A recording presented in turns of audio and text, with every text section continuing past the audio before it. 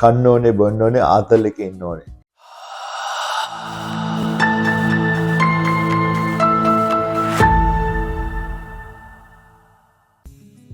හයි සුබ දවසක් ඔබ සියලු දෙනාට. කතාවක් තියෙනවානේ මම ගොඩක් කැමති එකට. කන්න ඕනේ බොන්න ඕනේ ආතල් එකේ ඉන්න ඕනේ. එහෙම නේද? හරි. එහෙම ඊටමත් ලස්සනට ජීවත් වෙන්න නම් ඔබේ මූණේ හිනාවත් ඊටමත් වැදගත්. හරි. අද මම කියලා දෙන්නම් සිනාවේ වැදගත්කම ගැන. NLP ටෙක්නික් එකක් මාත් එක්ක දැන් ඕගොල්ලෝ කරන්න යන්නේ. මම දැන් කියනකොට හොඳට hina වෙන්න තත්පර පහක් විතර. හැබැයි මම ඒක ස්ටොප් කියලා කියනකොට අයමත් නවත්තන්න ඕනේ hinaව. Okay? Start. 2 3 4 5 stop. හරි. දැන් ඉක්මනටම මතක් කරගන්න ජීවිතේ වෙච්ච හොඳ සිදුවීමක්. ඕකේ. දැන් ඔගොල්ලෝ දැන් හොඳට ඔරවන්න ඕනේ. රයිට් මම දැන් කියනකොට හොඳට ඔරවන්න තත්පර පහක් විතර. ඕකේ. Start.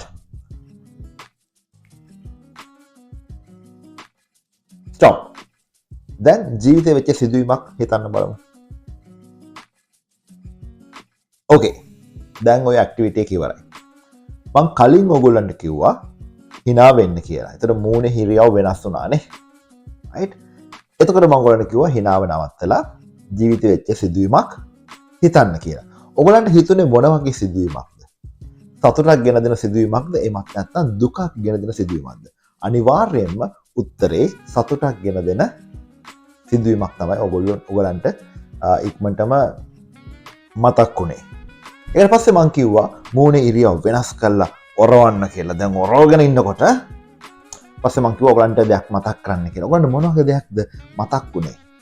අමීරි සිදුවීමක් වෙන්න ඕනේ. කාත් එක්ක අර තියෙන තරාවක් තමා ලැජ්ජ වුණ අවස්ථාවක් මොනවාරි දෙයක් ඉක්මනට මතක් වෙන්නේ නැති. හැබැයි සතුටු සිදුවීමක් නෙමෙයි කියලා මම දන්නවා. දැන් බලන්න මේ දෙකේ අතර වෙනස. ඔබේ මූණේ ඉරියව් විතරයි වෙනස් වුනේ. ඔබට මතක් වෙන දේවල් වෙනස් වෙන්න පටන් ගන්නවා. ඉතින් මේ සරල NLP ටෙක්නික් අපිට පාවිච්චි කරන්න පුළුවන්. දවසේ අපි ඇක්ටිව්ලි ජීවත් වෙන පැය ගණක් තියෙනවා නේද? අපි තුමුකෝ පැය 8ක් අපි නිදිය ගන්නවා නම් 24න් right? ඊටු පැය ගන්න පැය 16ම right?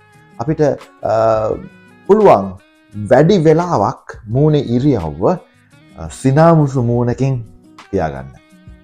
එහෙම තියනකොට මොකද අපිට ලැබෙන බෙනිෆිට් එක? බෙනිෆිට් එක තමයි අපේ සිතුවිලි ගොඩාක්ම ප්‍රබෝධමත් වෙනවා. අපිට අයාපත් ගෙන දෙන සිතුවිලි මතක් වෙන්නේ නැහැ. ඉඩ දෙන්නේ නැහැ. ඒක ඔළුවට ගන්නෙ නැහැ. ඒත් හොඳ සිතුවිලි අපි ඔළුවේ රැඳෙනකොට මතක් වෙනකොට ගොඩක් ප්‍රබෝධමත් වෙනවා.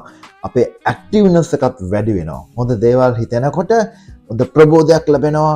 හොඳ ශක්තියක් ලැබෙනවා. වැඩ කරන්නත් අපිට හොඳ උද්‍යෝගයක් ලැබෙනවා. ඒ වගේම ඉරියව් වෙනස් වෙනකොට කාත් එක්ක තරාවක් මතක් වෙනවා. අපේ එනර්ජි එක ඩ්‍රේන් වෙනවා. අපි ගොඩාක් මොකද කියන්නේ ගොඩාක් බෙලහීන වෙනවා. ඉතින් මේ දෙකෙන් මොකක්ද අපි තෝරගන්න ඕනේ? ඊටම සරල ටෙක්නික් එකක් නේ මං කිව්වේ. It's not a rocket science. Very easy peasy technique. What are you going to do now? මොකද කරන්න යන්නේ? හරිම සරලයි නේද? අපි එනම් මේ ටෙක්නික් එක පාවිච්චි කරමුද? අද ඉඳන් පටන් ගමුද? මේ දැන් ඉඳන් පටන් ගමුද? ඔයාලගේ යාළුවන් අතර ඉන්නවා නම්, ආලපාල ඉන්නවා නම්, රෝගෙන ඉන්න කවුරු හරි මේ වීඩියෝ එක ෂෙයා කරන්න. මෙසේජ් එක ඒගොල්ලෝ දැනගනි. ඒගොල්ලෝ hina වෙලා ජීවත් වෙයි. හරි. එහෙනම් හොඳ හිනාවකින් මේ වීඩියෝ එක අවසන් කරමු. ආයෙත් මුණ ගැමු. මම ඔබේ පුණකරු රෙක්ස් පිටියගේ. Bye bye.